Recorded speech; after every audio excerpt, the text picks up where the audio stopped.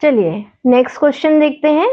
Next question है कि zinc 2+ ion के जितने भी लवण हैं वो श्वेत हैं, जबकि निकिल 2+ आयन लवण जो होंगे वो नीले रंग के होते हैं।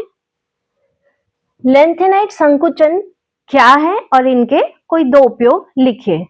तो देखिए इनका आंसर कैसे होगा। चलिए देखें इनके उत्तर किस प्रकार होंगे।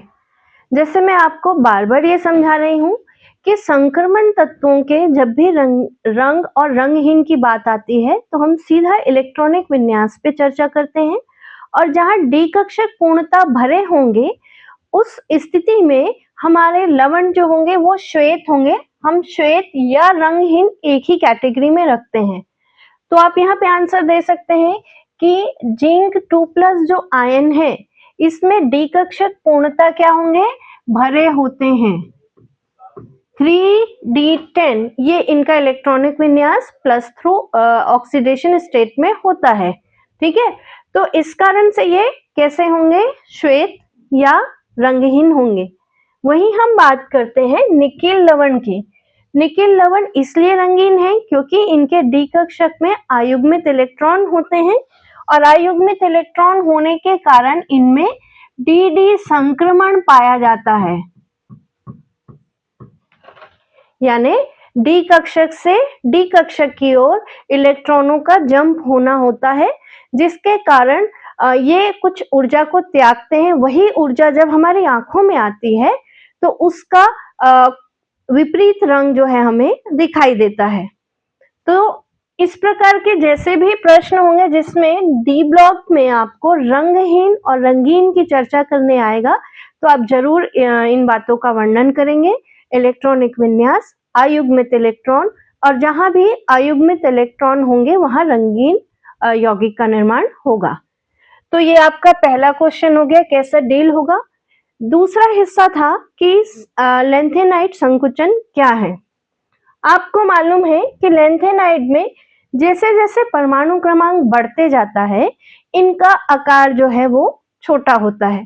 तो आप इसे याद करने के पर्पज से ऐसा लिख सकते हैं कि परमाणु क्रमांक जो है वो डायरेक्टली प्रोपोर्शनल आकार में कमी।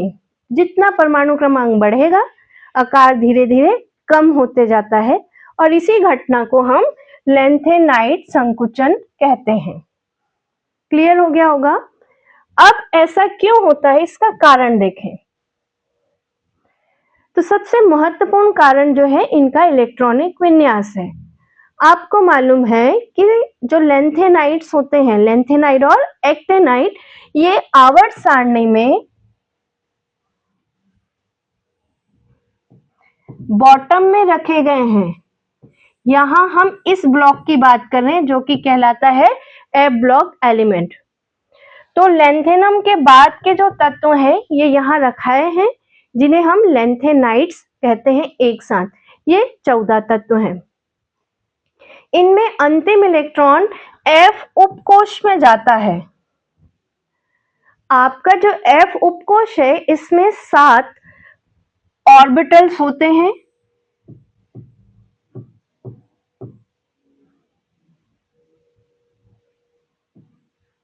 इस प्रकार ये जो F उपकोष है इसकी एक और खासियत ये होती है कि ये नाभिक से बहुत ज्यादा आकर्षित होता है, और नाभिक से बहुत ज्यादा आकर्षित होने के कारण जितना ज्यादा इलेक्ट्रॉन इस उपकोष में जाता है उतना ही ज्यादा नाभिक और इलेक्ट्रॉनों के मध्य का आकर्षण बढ़ जाता है। चलिए देखें, ये नाभिक रहा।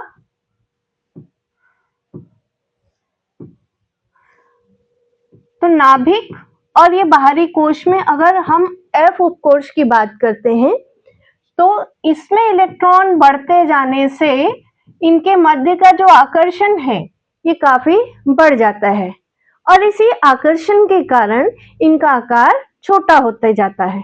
तो आप इसे डील करेंगे। दूसरा, परिरक्षण प्रभाव। परिरक्षण प्रभाव यानी कि नाभिक के आकर्षण से अपनी रक्षा करना। तो ये F उपकोष में ऐसा है कि इनका परिरक्षण प्रभाव निम्न होता है।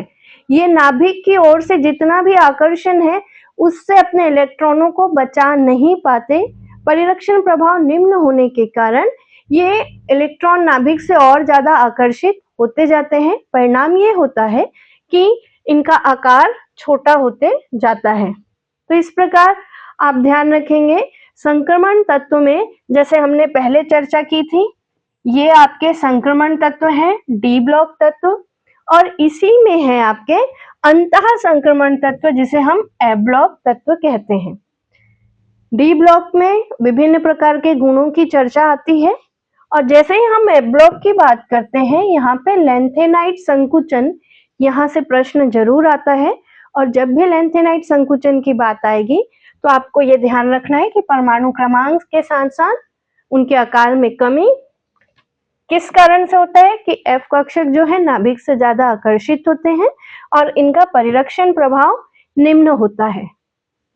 तो ये है आपका लैंथेनाइट संकुचन और इसके क्या कारण है। ये प्रश्न बहुत ही इंपॉर्टेंट है, आप सभी इसे बहुत ध्यान से समझ लेंगे। जहां जहां आपको लग रहा है कि हमें फिर से इसे समझना है, वीडियो को पॉज कीजिए, फिर से नोट बनाइए, फिर इसे रिपीट कीजिए और आप देखेंगे विद इन 2 और 3 प्रैक्टिस आपका ये कंप्लीट हो जाएगा।